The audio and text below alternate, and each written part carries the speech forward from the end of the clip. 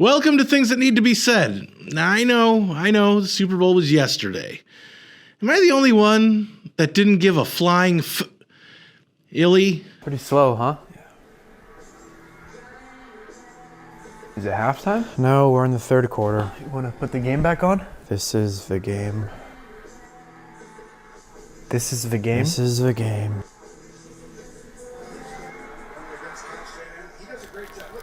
Oh God, that felt a lot longer than 2 seconds. That was only 2 seconds? God, that felt like purgatory. Well, at least it's a one-off. I mean, could you imagine how brutal it'd be if they kept showing her all game?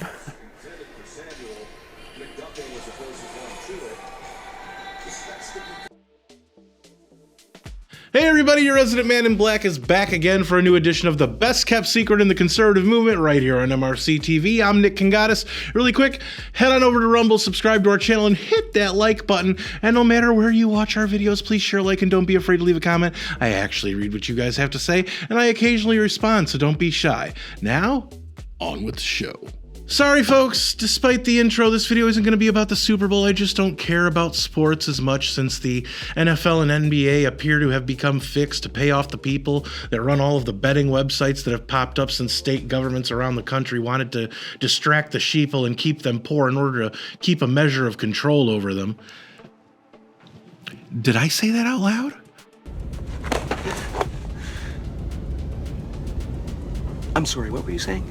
No, I'm going to be a little bit of a grumpy pants in today's episode. I know I said that we shouldn't listen to what the establishment propaganda paid for by USAID media says, or what the politicians or activists have to say anymore other than to mock and ridicule them, which we'll do plenty of today.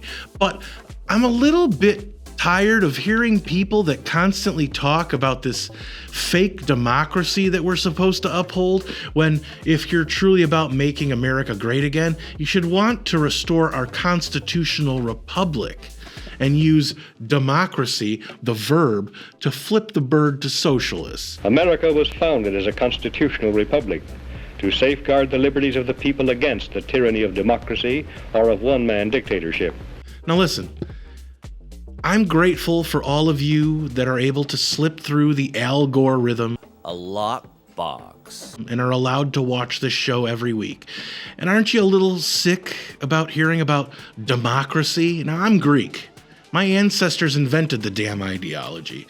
So let me just say ahead of what I'm about to show you, democracy always leads to socialism. And as Vladimir Lenin once said, the goal of socialism is communism. Now that we've gotten that out of the way, bear with me. Here's a supercut of people who don't understand that democracy leads us to a place that we're currently attempting to get out of after decades of indoctrination from the 1950s and 60s with the CIA's Project Mockingbird to Obama and Biden's Hope and Change. Here's just a little taste of the democracy crowd in recent years. Destroying democracy. If the Democrats fail, it might be the end of American democracy. We could lose our democracy. They take over in 2022. That is the end of democracy. Democracy is under threat. Democracy on the ballot. It's not just a slogan. The death of democracy. The potential death of democracy. The death of democracy. The death of democracy. The death of democracy as we know. Illiberal democracy. Democracy is on the knife's edge. It's kind of the end of democracy. At least the end of our democracy. The return of Donald Trump to the White House could spell the end of democracy in America.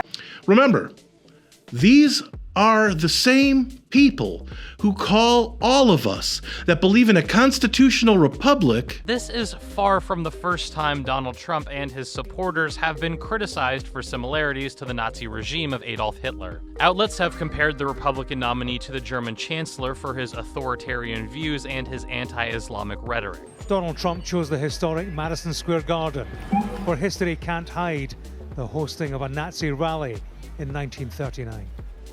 At that time, it was a gathering of American Nazi sympathizers. At this time, Trump's opponents are drawing a parallel between the past and present. It's not enough to call Trump and those promoting his ideas authoritarians, when what they are really advocating is something far worse: fascism. General Mark Milley, the former chairman of the Joint Chiefs of Staff, called Trump, quote, a fascist to the core. The 117th Congress must understand that we have a mandate to legislate in defense of Black lives. The first step in that process is to root out white supremacy, starting with impeaching the white supremacist in chief. Former president and possible future president to use that language, knowing that that language led to the Holocaust. He knows what he's doing. But what I do know is people who aren't Nazis know how to avoid doing a Nazi salute. I'm not saying he's a Nazi. I'm saying the Nazis think he's a Nazi. I know I'm not supposed to be so direct with my criticisms, but there's no other way to say it. These are bad people. These are literally whores who will say anything for a paycheck. I say what I say because I believe it. If I wanted to get rich, I'd sell out like all of them too. I say what I say because there's factual evidence behind it, and I care enough about all of you that I feel you should know these things. But this isn't about me. Think about it. These are the people of Epstein Island. These are the people that make excuses for illegal immigration because it keeps their steady flow of indentured servants, slaves, and child sex slaves plentiful. It is the fastest growing international crime network that the world has ever seen. It has already passed the illegal arms trade, and soon it's going to pass the drug trade. Yeah, I'm going there. These are the people that lied to you day after day, week after week, month after month about the Wu flu. These are the people that almost exclusively employ former Bush, Obama, and Biden officials to tell you what they think you should know on the majority of the major news outlets. These are the same people who want you to be upset that the federal government is basically getting audited because, in all honesty, it messes with their honeypot. Don't let them fool you when they talk about oligarchs, authoritarians, and the like, because that's what these people do in foreign countries when they talk about needing regime change.